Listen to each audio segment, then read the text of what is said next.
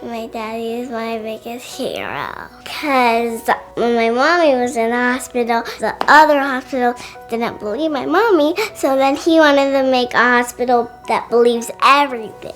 He wanted to change the world.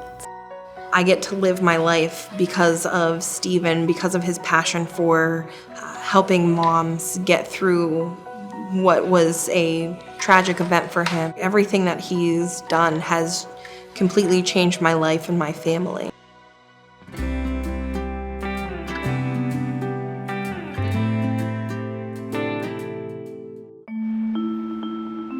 Pittsburgh, known as the City of Bridges and for its champion sports teams, the city is also home to one of the only medical centers in the country dedicated to women's perinatal mental health, changing the treatment for a mom before and after her baby is born. Leading the transformation is a father who experienced what happens when a program like this is not in place. I'm Stephen D'Achille, the founder and president of the Alexis Joy D'Achille Foundation for Postpartum Depression, and most importantly, Adriana D'Achille's father. You know what I was doing right there? That was the first time I saw Mommy in her wedding dress.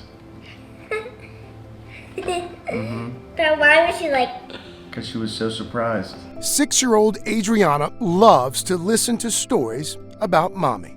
It was without a doubt love at first sight. Stephen and Alexis married and found out they were pregnant 3 years later.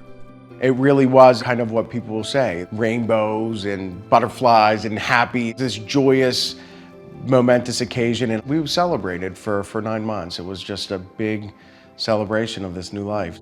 And everything was kind of fine. It seemed pretty normal up until about 12 minutes before our daughter was born. Adriana's birth was a code blue delivery. She came into the world with the umbilical cord wrapped multiple times around her neck. It was, without a doubt, the scariest day of my life. I mean, it was amazing to see this beautiful baby that we made, but I wouldn't explain it as happiness and joy. My wife was diagnosed with post-traumatic stress disorder from the delivery. My wife really, really believed with every fiber of her being that her first act of motherhood was harming her child. After I was born, there was something wrong with her brain. She went to at least 7 doctors. Nobody believed her. Nobody had any information for us. It was just a guessing game. When someone's suffering from a mental health issue, especially in a psychotic state or postpartum psychosis as my wife, you're not dealing with the same person you know and love. Decision making becomes impossible. I remember it was about 4 o'clock in the morning and Alexis came into the room. And she looked over her right shoulder at me and she just said, "I love you, Pop." And that was the last thing that she ever said. 5 weeks after Adriana's birth, Alexis died by suicide. Our last about 13 days she was alive, we visited 7 different hospitals or crisis centers, desperately calling psychiatrist's office. I called so many psychiatrists, and the first callback I got was almost 2.5 months after her funeral. Stephen felt broken, but immediately knew he had a new mission in life. It was like this clarity, this calmness that I've never felt in my whole life. Anything even close to it came over me. I knew that there needed to be a safe place for moms and babies and families to get the care they deserve. It changed from poor Alexis, poor me, poor Adriana, to there's a huge problem here and it needs to be fixed. And this is going to be Alexis's legacy.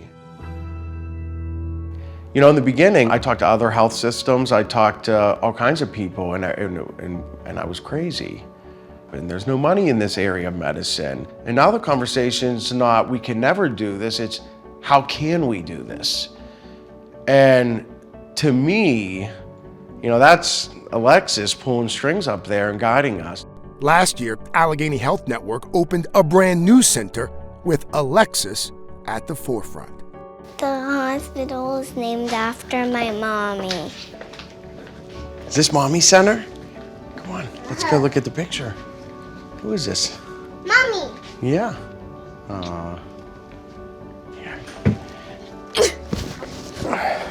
See how pretty she is? This is my favorite part of the whole facility, kind of the large group room, the yoga room, this is like the heartbeat of the center right here, at least from my perspective. And also, if you'll notice, we have mamaroos. We have the pillows here to make it easier to hold the baby, children's toys. And that's something you won't see in any other facility. This is all for children, and that was the most important thing with this facility, was making sure we keep babies with their moms. There's like this board, there's a eraser board, and I could write notes that say for all the mommies that come in. I always say tragedies like this happen every day in every single city in America, but you don't see the change that's happened anywhere else except for here. So that has been the dream from the beginning. Build it, mamas will come, and hopefully will inspire change in other cities. New mom Ashley Griffin benefited from the center when she battled postpartum with her newborn son, Grayson. I've always dealt with anxiety, but now I'm actually treating it. I'm treating the depression. I'm not going to be a statistic. I love you, dude. I get to live my life because of Steven, because of his passion for helping moms get through what was a tragic event for him. Everything that he's done has completely changed my life and my family. Mom Rochelle Leeper shares similar sentiments. If I didn't have the Women's Behavioral Health Center, I honestly think that my husband actually would have been raising his kids on her own, because I probably would have successfully tried to commit suicide. If I had one thing I could tell Steven is, I hope he would know that his wife's death isn't in vain. I'm happy that he didn't decide to suffer in silence and let it just be another story that's untold. It's incredible to have a healthcare network and a foundation so invested in a much needed service. We really need to be doing more for our moms. This has been absolutely my greatest pleasure in life, and the most rewarding work I could ever imagine. And it's been my therapy. It's been therapeutic for my daughter. And she's also learning through this whole experience that when something's wrong, you don't have to accept it. You can speak up and you can change. Who do you love the most? Dad. Daddy. No, I love Mom the most. You love Mommy the most? She loves you the most. I hope she tells the story with pride. I hope she says it and her eyes are open and she's beaming with pride and she's saying, that's my mom. And my mom's the reason for this change. And I'm confident she will.